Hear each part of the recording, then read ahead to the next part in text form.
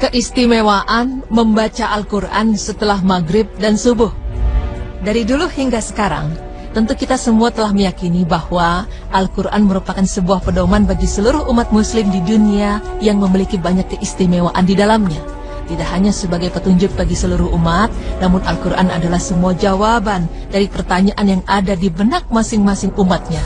Seperti di dalam sebuah ayat, Allah Subhanahu wa Ta'ala berfirman yang artinya, "Dan kami menurunkan Al-Quran sebagai penawar dan rahmat untuk orang-orang yang mukmin." Quran Surah Al-Isra ayat 82.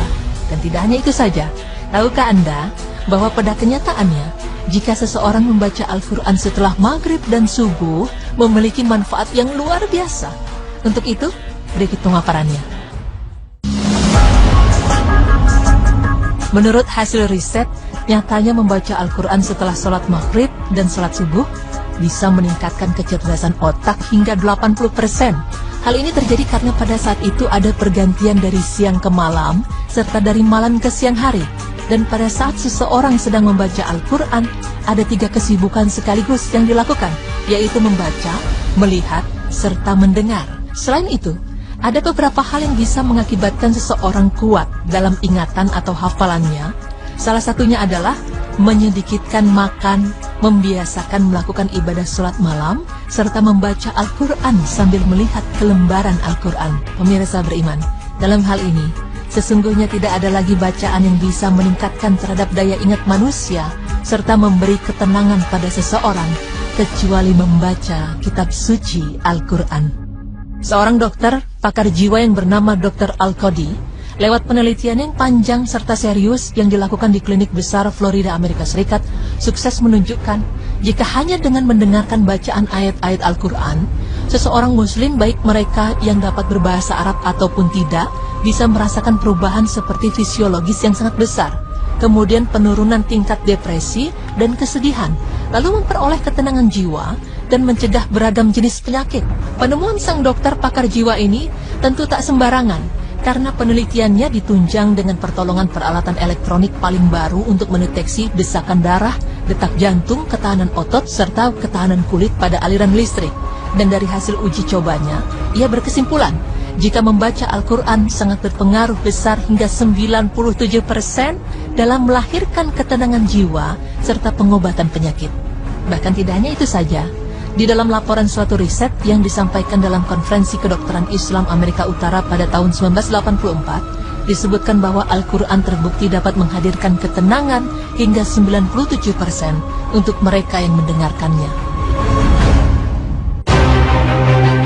Pemirsa beriman, sesungguhnya selain penelitian yang telah banyak dilakukan mengenai Al-Quran, dari dulu hingga sekarang, tentu kita telah mengetahui bahwa membaca Al-Quran memiliki banyak keutamaan, yang diantaranya adalah membaca Al-Quran adalah perdagangan yang tidak pernah merugi.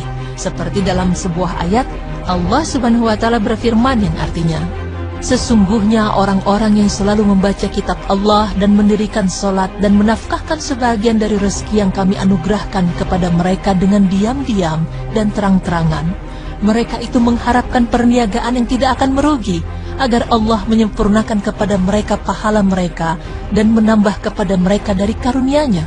Sesungguhnya Allah Maha Pengampun lagi Maha Mensyukuri." Quran Surah Fatir ayat 29 hingga 30.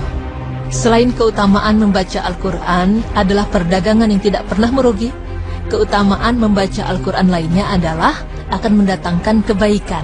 Berikut di dalam sebuah hadis, Aisyah radhiyallahu anha meriwayatkan bahwa Rasulullah Shallallahu Alaihi Wasallam bersabda yang artinya, "Seorang yang lancar membaca Al-Quran akan bersama para malaikat yang mulia dan senantiasa selalu taat kepada Allah. Adapun yang membaca Al-Quran dan terbata-bata di dalamnya dan sulit atasnya bacaan tersebut, maka baginya 2 pahala." Hadis riwayat Muslim. Pemirsa, demikianlah pemaparan mengenai keistimewaan membaca Al-Quran setelah maghrib dan subuh.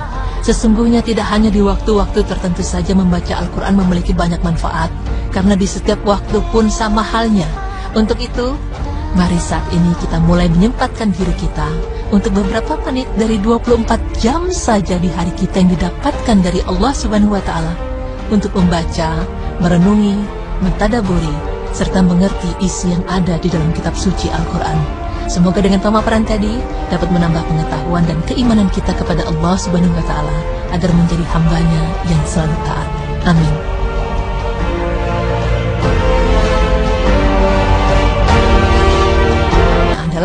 Membaca Al-Quran adalah perdagangan yang tidak pernah merugi.